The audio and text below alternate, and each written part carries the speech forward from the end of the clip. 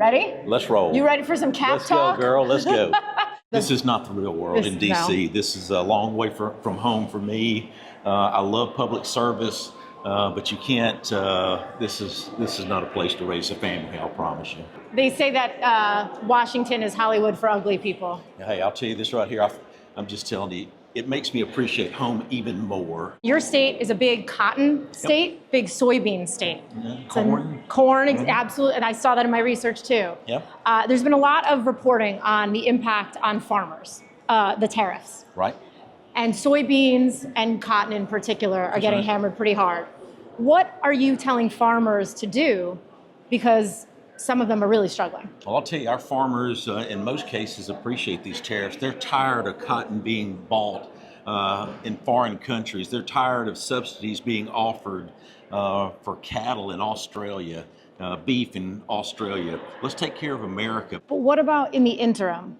What do these farmers do? Because some of them are really struggling, right? Yeah. The 95% of the soybean crop is going to be bought in South America instead of from the United States. That's a lot of money. Well, you know, that's the thing is I think that it's opened my eyes to come here in Congress. I think G.T. Thompson, that's the chair of agriculture, has brought many of these solutions to our committees. What we've got to do is we've got to act on it. We can't, there's a couple of things you can't control in agriculture. It's truly a gamble to be a farmer.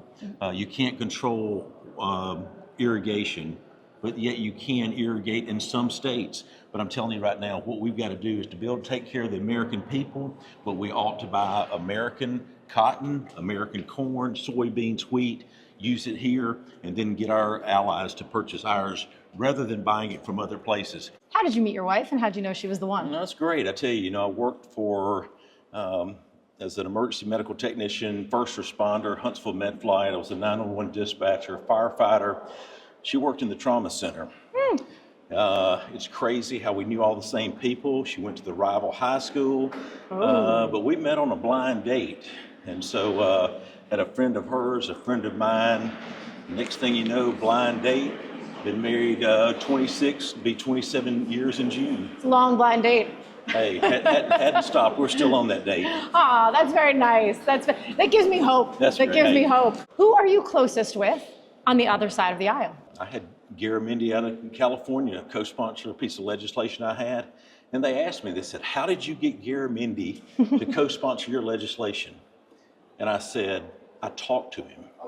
What a novel concept. It's unbelievable. Just the lack of communication is what has stood out to me. So obviously you're a fan of the president.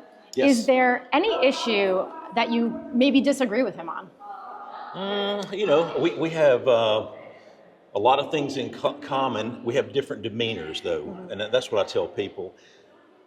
In person, the president is a lot different than what you see on TV. Now, midterm elections coming.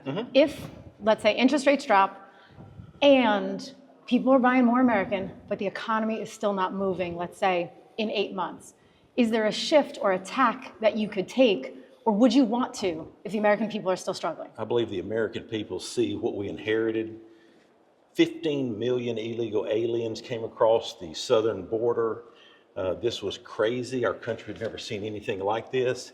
I think that the president showed that we didn't need additional laws to protect the southern border. We needed a new president.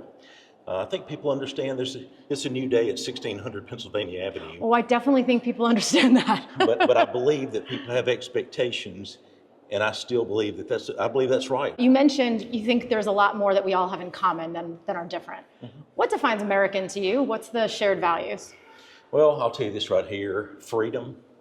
Anybody that hates America or wants to burn our flag, tell them to go to some of these third world countries that I've had an opportunity to go to. It wouldn't take but about 10 days, they would come back and understand what we've got here in America, the freedom that we are able to be a part of, capitalism. That right there is what this country's all about. I hear you have cats. Well, my wife has 3 cats, okay? And I'm telling you, I think I fell in love with them, but it's different. I had dogs growing up, but it's one of these things, these cats are more independent. They know when you're having a tough day, you fly in and it kind of mellows it out. I think that, animals, you'll see dogs in and out of Congress.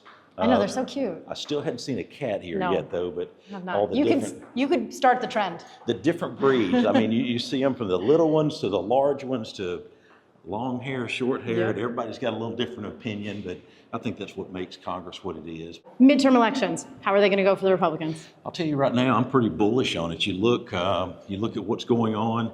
I think the people gave us a mandate of what had to be done: unleash American energy, shut down the southern border, get our economy going, stop buying from all these other countries, and let's do trade with others.